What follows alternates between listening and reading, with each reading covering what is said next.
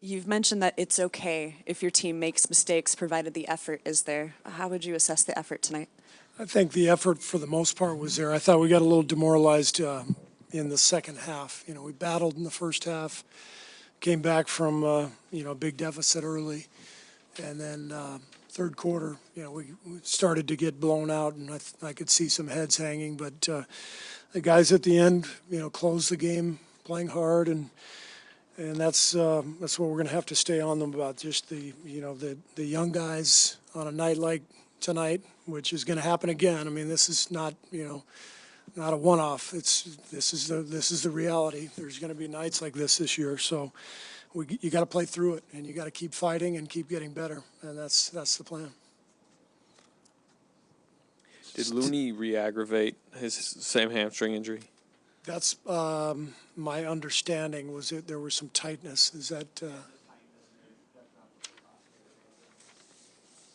Yeah, and that obviously hurt us. Loon did a great job in the first half, and defensively without him, we really struggled, to say the least. Did you get any explanation from Draymond exactly what happened with the elbow thing that knocked him out? It was a nerve issue, but he's doing fine. Steve, just how would you characterize the defensive play overall? Is this what you saw in the preseason? Was this worse? Was this something that really troubles you? I'm thinking about John McKay's old line. What'd you think of your defensive or your team's execution? I'm all for it. Sorry, that's poor taste.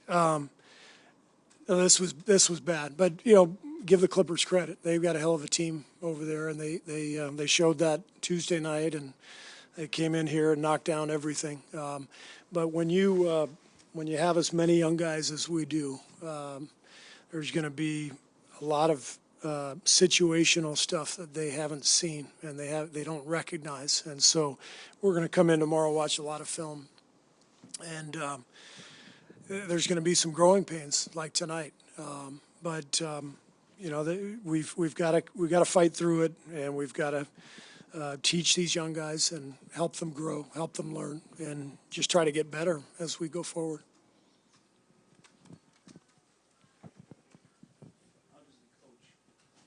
As a guy who's won, for the last 5 years, how do you handle it? Not great, Art. It doesn't feel very good. Losing stinks. It's no fun. But you just this is more the reality of the NBA than the last 5 years. We've been living in a world that isn't supposed to exist.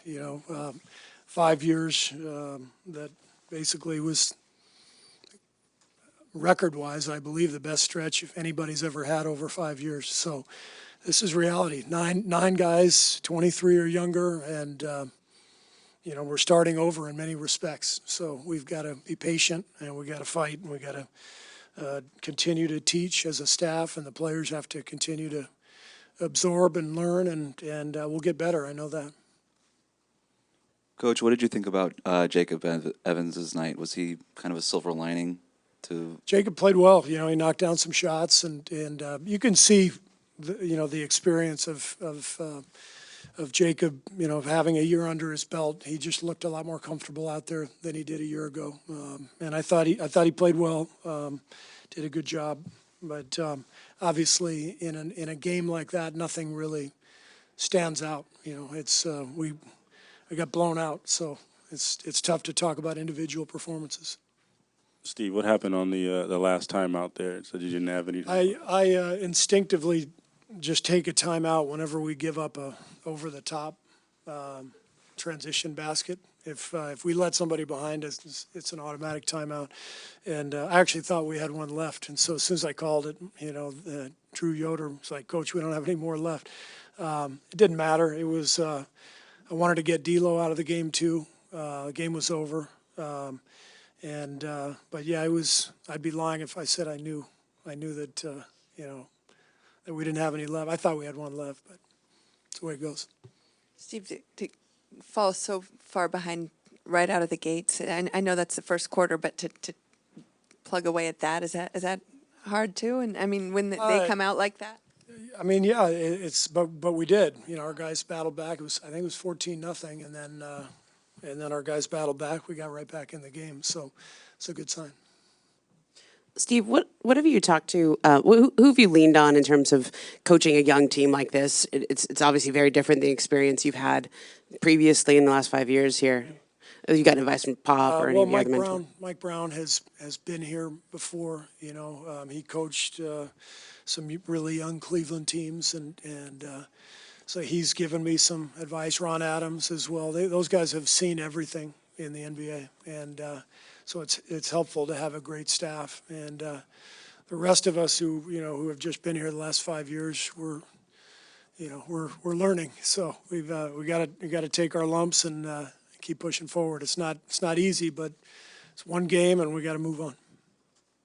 Steve, you were talking maybe over the summer about maybe doing some different things offensively than you've done in the past. Hadn't seen much of that in the preseason. Were you doing different stuff? Or have you put in different stuff, or are you kind of still assessing how much you want to do differently? We've put in a few things that are slightly different, but we're not revamping our system or anything. You know, we're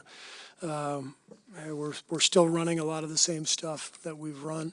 We have to assess our team, and we also have to respect what we've done here and respect that Steph, Draymond, Loon, Clay when he's back. I mean, those guys have been really successful doing what we've done. So we'll evaluate as we go. I think we'll continue to assess everything as each game goes, and we'll see what we're doing well, what we're doing poorly, and we'll try to improve from there. Tough assignment for Glenn to be on Kawhi for much of the night in his first real game with the team. How do you think he did in that role? I thought Glenn, competed and did a good job. You know, Kawhi's a handful, obviously, but Glenn gave us some good minutes. Steve, how would you assess Steph's night? Looked like they were bringing defenders his way, but he turned the ball over, didn't make shots. Is this going to be his life, just having two guys to him all the time? Well, he's going to definitely get more attention, and you think about who he's lost, alongside of him, Clay, Kevin, Andre, Sean, among others. It's an awful lot of firepower with your teammates to lose. So he understands what he's going to face. There's going to be more attention to him, more double teams, more trapping, that kind of stuff. But he'll be the first to tell you. I don't know if he's talking to you guys or not, but the 8 turnovers, a lot of them were very careless, and that's what he's got to clean up to start with. If he takes care of the turnovers, then the game will get easier for him.